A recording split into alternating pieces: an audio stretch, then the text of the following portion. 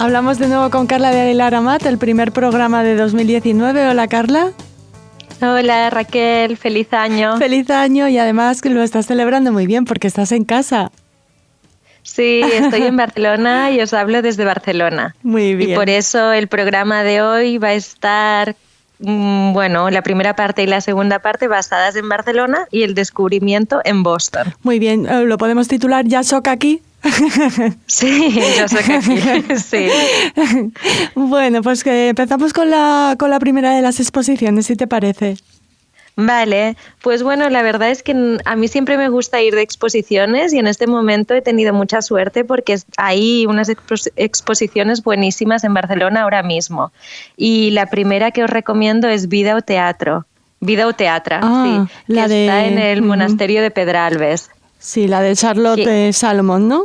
Sí, la de Charlotte Salomon, y además es que ya solo ir al monasterio de Pedralbes ya es precioso, porque es un edificio precioso con el claustro, pero además ir y, ¿sabes? Es como matar dos pájaros de un tiro, porque ves el monasterio y además la exposición.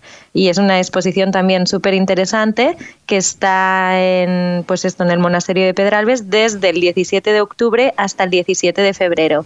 Y es una posibilidad, una oportunidad única, ¿no? Porque no cada día se recibe una exposición así en Barcelona. Y bueno, pues para que los que la conozcan, pero para un poco recordar quién era Charlotte Salomon, ¿no? Pues es una artista judía que nació en Berlín en 1917 y murió en Auschwitz en 1943. O sea, vivió pocos años, ¿no? Murió muy joven, pero tuvo una vida muy intensa y muy dramática, porque además, pues como vemos, de haber vivido en toda la época del nazismo y haber sido asesinada en Auschwitz, pero además es que en su familia tenían una historia de suicidios, y sobre todo suicidios pues de las mujeres de su familia, de su madre, de su tía, su abuela, y el de su abuela ella lo vivió de primera mano. Y bueno, pues lo que ella hizo un poco porque también tenía depresiones y tal, lo que hizo es volcar todas sus emociones en esta obra que son gouaches, son 782 gouaches, y a Barcelona han llegado 237, y es una selección de pinturas claves, ¿no? Porque, o sea, vas pasando la exposición en orden cronológico, ¿no? Porque es una historia, y además te dan en papel, en varios idiomas puedes conseguir pues esto, la historia, ¿no? Porque es una obra que mezcla teatro, mezcla literatura, pintura, música, entonces puedes ir siguiendo la historia, que es su historia biográfica, un poco alterada porque cambian los nombres de los personajes y otros detalles, pero es su historia y la historia de su familia. Y está dividida en 3 partes la obra, y lo que sí que se ve pues cuando vas avanzando, cómo cambia la pintura, ¿no? Desde el principio de la obra hasta el final, porque al principio es una pintura muy detallista, con muchos personajes, muchas escenas en la misma página, y cuando vas avanzando cada vez es más abstracto. ¿Y sí. qué tipo de gente estaba en la exposición cuando tú fuiste a verla, Carla? Pues la verdad es que ha tenido mucho éxito, porque ofrecen también visitas guiadas y ya es imposible apuntarse a ninguna visita guiada porque están ya todas llenas.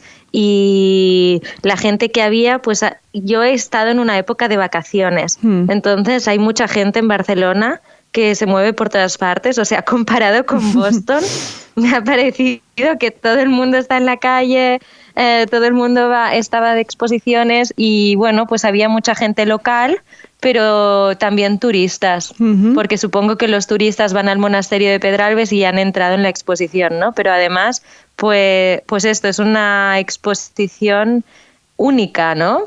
Porque no es fácil conseguir este préstamo, que además ha venido pues con una colaboración con Ámsterdam, ¿no? Pero sí, había mucha gente. De hecho, era casi difícil acercarse a las pinturas y seguir toda la historia, ¿no? Con con las copias que te daban. Uh-huh. Pero bueno, lo recomiendo muchísimo. Muy bien, pues lo que decías, una oportunidad única de acercarnos a la obra y a la vida de Charlotte Salomon, y te agradecemos mucho que nos lo hayas recordado y traído aquí a tu programa. Hacemos una pausa para acercarnos al descubrimiento. Uh-huh.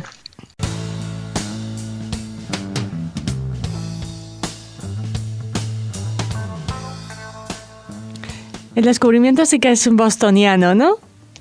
Sí, bostoniano. Pues de hecho os quería hablar de la semana de restaurante israelí, que siempre hacen esto de Restaurant Week, ¿no? Y hay diferentes temas. Pues resulta que del 24 de febrero al 2 de marzo va a ser Israeli Restaurant Week, y va a ser una semana en la que algunos restaurantes y algunos chefs van a participar, y entonces esa semana, si vas a comer a uno de estos restaurantes, puedes elegir un menú especial para descubrir la cocina israelí. Uh-huh. Y participan 5 o 6 restaurantes, entre ellos el Café Landwehr, del que ya os hablé en otro programa, y es para un poco pues hacer descubrir que la comida israelí no solo es hummus y falafel, ¿no?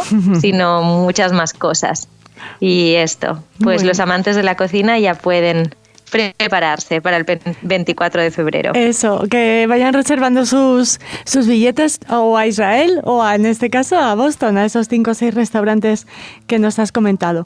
Bueno, pues tras el descubrimiento volvemos en unos segunditos para la segunda parte del diario.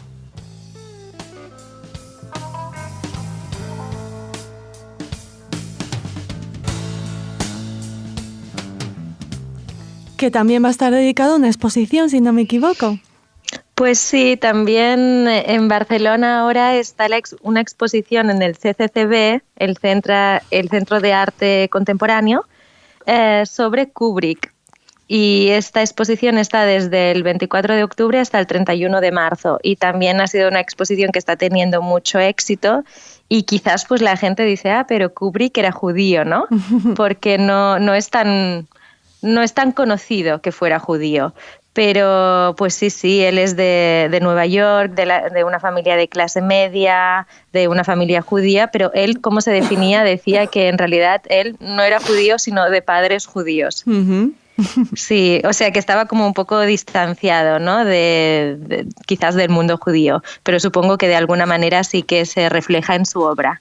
Y bueno, esta exposición pues es muy interesante para descubrir su obra, pero también el personaje de Kubrick, ¿no? Y cómo se relacionaba con sus actores y cómo dirigía las películas. Y hay muchas salas dedicadas a él, y al principio empezamos en sus años de fotógrafo, ¿no? Porque él, como empezó, fue en la revista Look.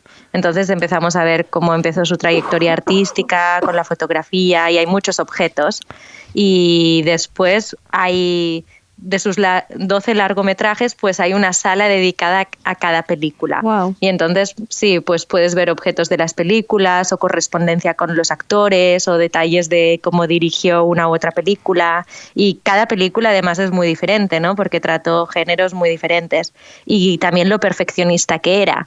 Por ejemplo, en Barry Lyndon, pues dice que quería filmar toda la película a la luz de las velas. Sí. Sí, entonces cada vez que tenían que repetir una toma, como que había miles de velas, pues tenían que esperar a que las velas estuvieran exactamente en la misma, longitud, sea, que se hubieran, ¿no?, quemado hasta el mismo punto. Sí, y sí, tampoco la relación con los actores tampoco era fácil, ¿no? Por lo que tengo entendido. No, tampoco era fácil, pero un poco lo que quieren decir en la película es que tampoco era tan difícil como se ha dicho. Uh-huh. Porque decían, por ejemplo, que hay actores pues que han repetido con él varias veces, y también, por ejemplo, la niña de Lolita, ¿no?, que era una película pues súper complicada, con una niña de 14 años o 13 años haciendo de protagonista de una película pues erótica, ¿no? Y se ve como años después que a esta chica pues también le costó conseguir más papeles. O sea, allí se terminó su carrera artística, porque después de haber hecho Lolita nadie la quería para sus películas, pero como ella pues le escribe una carta y le cuenta sobre su vida y le dice hace tiempo que no sé nada de ti, y le cuenta que se ha casado, que tiene un perro, que no sé qué, y cómo pues incluso con una niña de 14 años sí que consiguió conectar, y que de hecho quizá pues con algunos actores no, pero con muchos otros sí. Y pues un poco intentan hacer a Kubrick más humano, ¿no? Con esta exposición también. Bueno, pues no sé cuál es más interesante, ¿eh? Bueno, no hay que elegir, se puede ir a ver, exacto. Se puede ir a ver la de Charlotte Salomon a Pedralbes, que como decías es maravilloso, y también esta estupenda exposición para acercarnos a la obra del genial Stanley Kubrick, que seguro que los cinéfilos de Barcelona y alrededores y todos los que puedan viajar hasta allí van a disfrutarla. Bueno, hablando de viajar, ¿cuándo vuelves a Boston? Mañana hoy. Bueno, que tengas muy buen viaje, que empieces el año fenomenal y hablamos muy pronto. Muchas gracias. Muy bien, igualmente.